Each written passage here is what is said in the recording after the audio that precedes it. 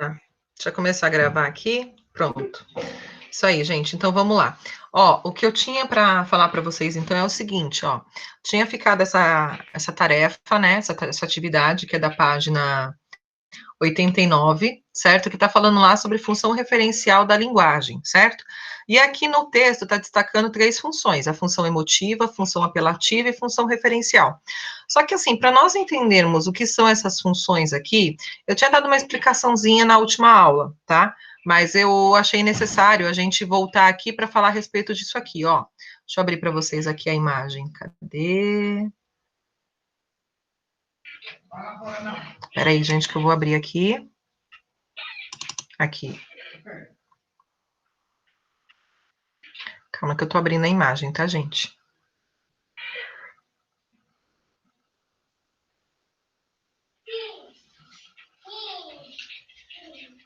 Se o computador ajudar.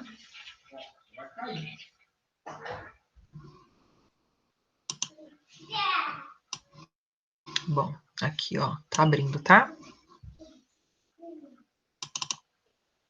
E já vou deixar o outro aqui também aberto. Ó, seguinte. O que que tá aparecendo aí para vocês? Aqui tá aparecendo as funções da linguagem, tá? Só que antes da gente falar das funções da linguagem, calma aí, deixa eu pegar aqui uma outra parte. Eu quero mostrar isso aqui para vocês. O que que é isso aqui que tá aparecendo aí para vocês, gente? O nome disso daí, dependendo do material que você for pegar para estudar, ele trata como simplesmente elementos da comunicação, ou então esquema da comunicação. Aí vai depender do livro que vocês pegarem para estudar, tá? Geralmente a gente estuda isso aqui de maneira completa, né? A fundo mesmo, quando a gente está mais assim no oitavo, nono ano, ou até mesmo no ensino médio. Porém, vocês já têm condição deixa eu aumentar um pouquinho, de entender isso aqui. Por quê? Porque isso aqui faz parte do dia a dia de vocês, tá? Todo mundo aqui se comunica, certo? Todos os alunos, né, vocês estão se comunicando, todo mundo tem que dar um jeito de se comunicar, né? Eu não sei se vocês já pararam para pensar sobre isso, mas assim, não existe ser humano que consiga viver sem comunicação, tá? A gente tem que se comunicar, porque a gente vive em sociedade e a gente precisa ter essa troca com as pessoas, tá? Mesmo que a pessoa não fale, ela tem lá a maneira dela de se comunicar, por exemplo, usando a linguagem dos sinais, né? Para quem é surdo, né? Se a pessoa é cega, né, às vezes a pessoa não consegue se comunicar, ela consegue se comunicar verbalmente, mas ela não consegue se comunicar por escrito, daí a gente tem o braille, né, que ajuda nessa comunicação escrita dos cegos. Então, assim, o bebê, por exemplo, o bebê, quando ele não fala ainda, ele também precisa se comunicar, porque ele tem que fazer a mãe dele entender que ele quer mamar, que ele tem que ser limpo, e, enfim. O que eu quero que vocês entendam é o seguinte: não existe condição do ser humano sobreviver sem a comunicação. A comunicação é fundamental na nossa vida. Para algumas pessoas, em alguns momentos, mais fundamental, às vezes menos fundamental. Por exemplo, para a profissão do professor. É fundamental a comunicação, tá? E essa comunicação, ela não acontece de qualquer jeito. Ela não é uma coisa assim que totalmente natural, ela não acontece de qualquer jeito, ela obedece um esquema, que é esse esquema que a gente tem aqui, ó. Você vai ter um emissor, que é quem fala alguma coisa, quem emite uma mensagem, tá? Que então fala para alguém. Então você tem que ter quem fala e quem ouve, né? Ou quem escreve e quem lê, depende aí do tipo de comunicação que a gente vai falando, tá? Mas aí, basicamente, a gente tem um emissor e a gente tem um receptor, certo? Quem fala e quem recebe a mensagem. Assim, essa comunicação que sai de um, que vai para outra pessoa, ela transmite uma mensagem, tá? Porque assim, se a gente não tem nada para dizer, a gente não diz, né? Então, para comunicar, tem que ser dito alguma coisa, conteúdo, aquela mensagem que sai de mim que eu faço chegar em vocês. Essa é a mensagem, tá? Que aqui está colocado como texto, mas pode ser um texto. Aqui não está falando especificamente do texto escrito, tá, gente? É qualquer tipo de texto, texto visual, texto verbal, texto não verbal, texto, sei lá, por áudio, qualquer tipo de texto, tá? Tendo uma mensagem completa, é texto, certo? Então, o emissor fala uma mensagem para um receptor, certo? E aqui, para poder acontecer, né, essa mensagem, para ela poder ser compreendida, ela usa um código, certo? Que no caso da gente aqui no Brasil, a gente está usando uma língua portuguesa, a língua portuguesa. Se a gente estivesse em outro país, se fôssemos falantes de outra língua, a gente estaria usando outra língua. Por exemplo, ó, se eu quero falar com um amigo meu que é americano, tá? Que mora lá nos Estados Unidos.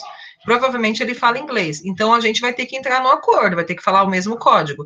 E eu, se ele entender português, eu posso falar português com ele. Mas se ele não entender português, o que eu vou ter que fazer?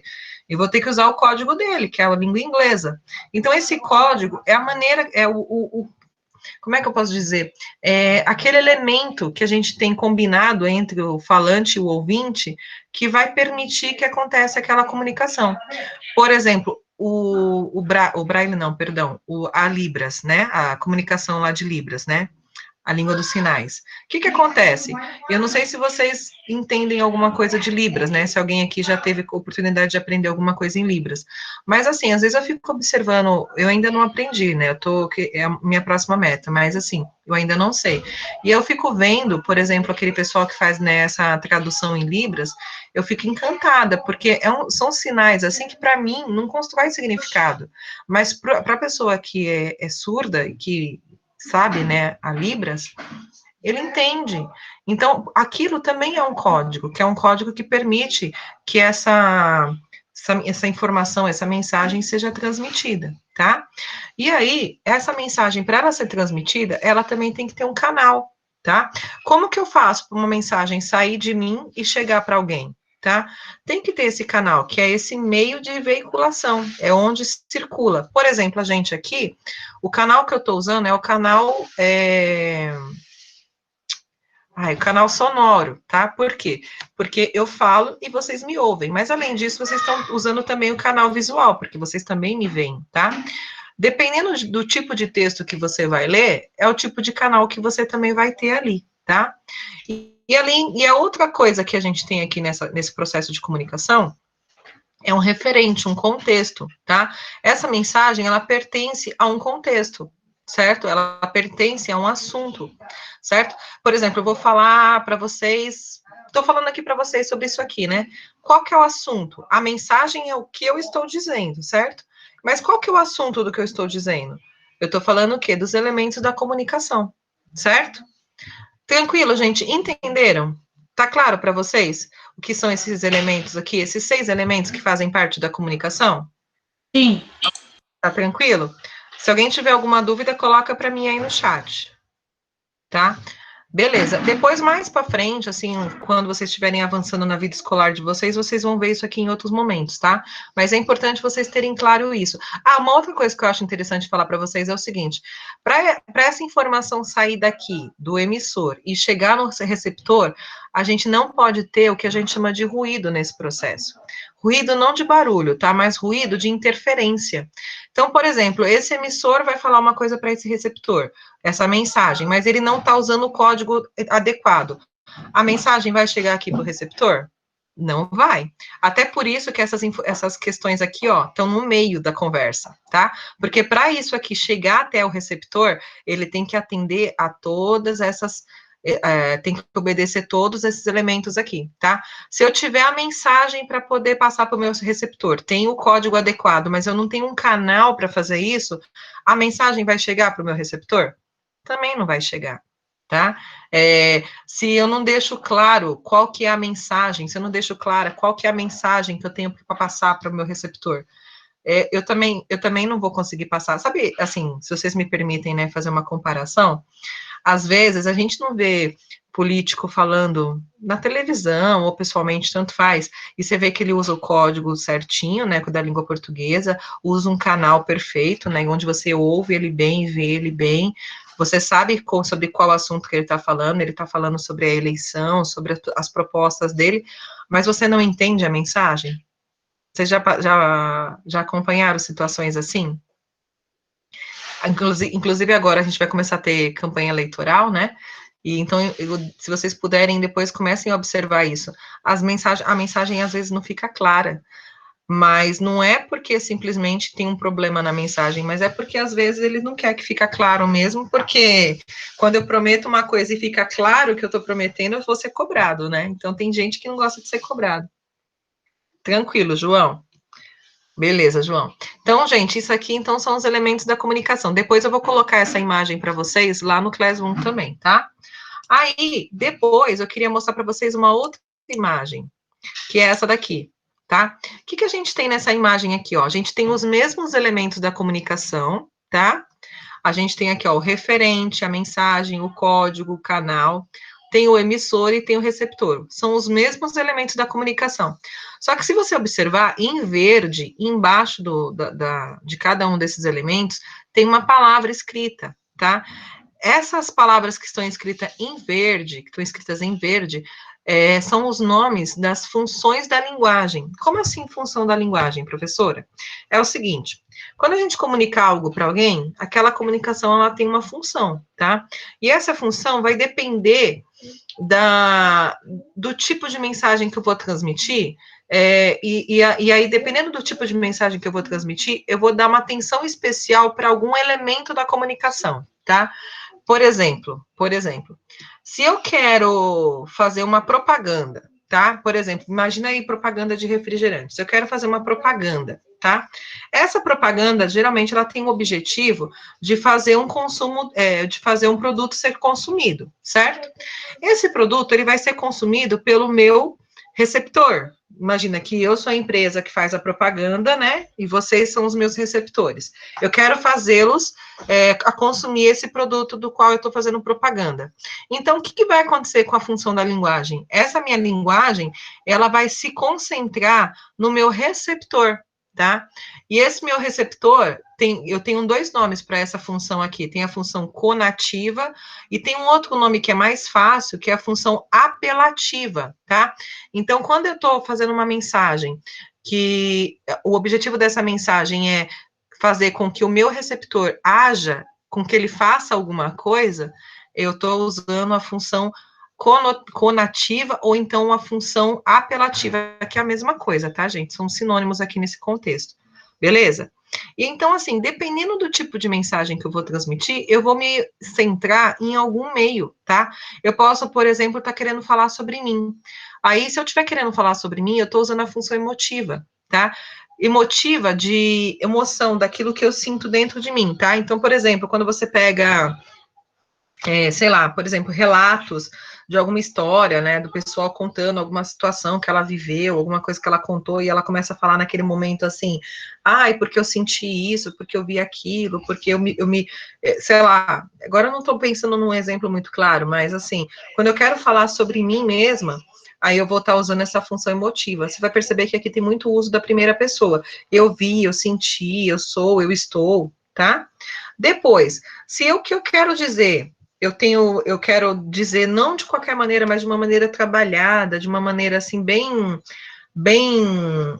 organizada e assim, não necessariamente ser organizada só, mas também ser bonita. Eu vou usar a tal da função poética. Poética porque lembra poesia também, tá? E se vocês pegarem a poesia, como foi que vocês viram na segunda-feira na outra aula, a função poética, ela tem essa função de trabalhar a linguagem, tá? A mensagem que foi transmitida.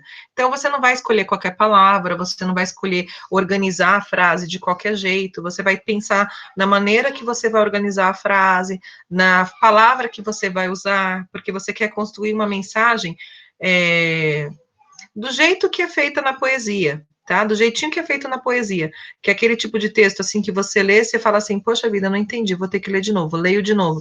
Nossa, né, que mensagem bonita, né, nossa, né, que profundo, você fica refletindo sobre aquilo. Geralmente isso é provocado pela função poética, tá? Quando eu quero falar simplesmente do assunto, por exemplo, como eu estou falando agora do assunto da aula, né? Eu tenho a função referencial, porque eu estou focando em explicar um determinado assunto, tá? Você pega, por exemplo, o jornalismo também, os textos jornalísticos, né? Você tem ali a função referencial também, por quê? Porque eles estão preocupados em transmitir o fato, o assunto, né? De maneira clara. Então, ali você não vai ter nem o que o autor do texto pensa, nem está pensando em motivar o autor, o receptor a fazer nada. Também não estou preocupado em deixar uma linguagem específica, trabalhada, rebuscada, mas sim fazer com que o assunto fique claro para o meu leitor, tá? Isso no texto jornalístico. Depois, A gente tem esse daqui que é estranho esse nome, né? Metalinguístico. Esse metalinguístico, gente, é quando eu estou falando da própria língua, tá? Então, por exemplo, agora, neste momento, para eu falar com vocês, eu estou usando duas funções. A função referencial, porque eu estou falando do assunto, mas também estou usando a função metalinguística. Por quê? Porque a metalinguística é quando eu estou falando do próprio código que eu estou usando. Eu não estou explicando para vocês a língua portuguesa e não estou usando a língua portuguesa para explicar a própria língua portuguesa para vocês. Isso é função metalinguística, tá? Então, você pega, por exemplo, o livro de vocês de língua portuguesa, ele tem função metalinguística. Você pega o dicionário, ele tem função metalinguística. O que, que é isso, esse metalinguístico? É quando eu uso um código para explicar o próprio código, certo? Por exemplo, imagina que eu estivesse dando uma aula de Libras, usando Libras para poder dar essa aula. Função metalinguística também, tá? E depois, por último, função fática. A função fática é para deixar o canal aberto, tá? Não tem um significado muito claro, mas é mais para deixar o canal aberto. Por exemplo, sabe quando a gente liga para alguém e a pessoa atende a ligação e fala alô? Esse alô, o que, que ele significa?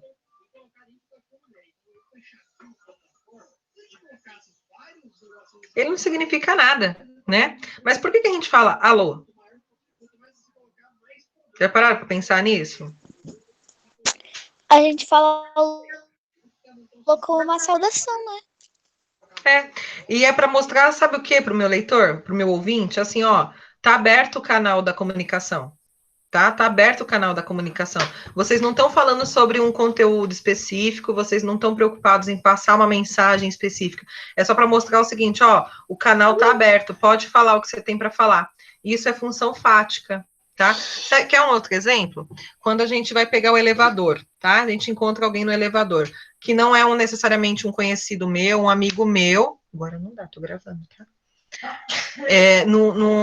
Não é um amigo meu, não é um conhecido meu, tá? Simplesmente eu que tô no elevador e entra uma pessoa estranha. Aí não fica aquele vazio, aquele silêncio, assim? O que, que eu posso fazer, né? Nesse momento, um dos dois vira para alguém, né? E fala assim, bom dia, daí a pessoa responde, bom dia.